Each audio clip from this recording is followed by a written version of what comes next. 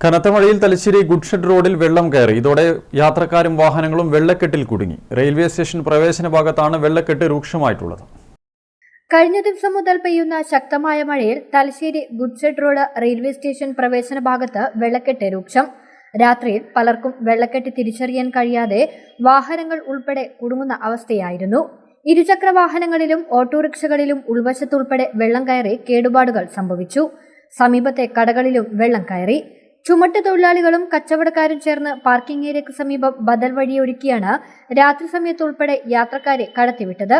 റെയിൽവേയുടെ വികസന പ്രവൃത്തിയുടെ ഭാഗമായി വെള്ളം ഒഴുകിപ്പോകുന്ന തോടും ചതുപ്പുനിലവും ഉൾപ്പെടെ മണ്ണിട്ട് നികത്തിയതാണ് വെള്ളക്കെട്ട് രൂക്ഷമാക്കാൻ കാരണമെന്ന് നാട്ടുകാർ ആരോപിച്ചു. ഏറ്റവും വലിയ പ്രശ്നം ഈ മതിൽ കെട്ടിയത് കാരണം ഇവിടെ ലോകം മൂടിപ്പോയി. റെയിൽവേ അത് കാരണം ഇപ്പം ഫുള്ള് റെയിൽവേ മണ്ണിട്ട് നേത്തിട്ട് എവിടെയും വെള്ളം പോകാൻ ഒരു ഗ്യാപ്പും ഇല്ല. ഇവിടെ ഇതേപോലെ നിൽക്കാണ്ട് 2 ദിവസം മഴ ഇതിലൂടെ ആർക്കും പോകാനും കയ്യിൽ ഒന്നും കഴിയില്ല. വീടുകളിൽ ഫുള്ള് വെള്ളമായിരിക്കും, വീടുകൾ മൊത്തം.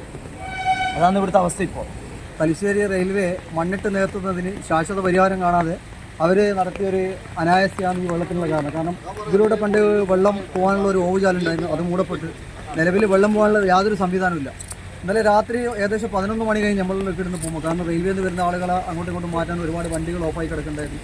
പ്രവൃത്തി നടക്കുന്ന സമയം തന്നെ റെയിൽവേ അധികൃതരുടെ ശ്രദ്ധയിൽ കാര്യപ്പെടുത്തിയിരുന്നുവെങ്കിലും നടപടിയൊന്നും തന്നെ ഉണ്ടായിട്ടില്ലെന്നും നിലവിൽ റെയിൽവേ ഡിവിഷണൽ മാനേജറുടെ ശ്രദ്ധയിൽ പ്രശ്നം ഉൾപ്പെടുത്തിയിട്ടുണ്ടെന്നും ഇവർ സ്ഥലം സന്ദർശിക്കുമെന്ന് അറിയിപ്പ് ലഭിച്ചിട്ടുണ്ടെന്നും വാർഡ് കൗൺസിലർ COT ഷബീർ പറഞ്ഞു.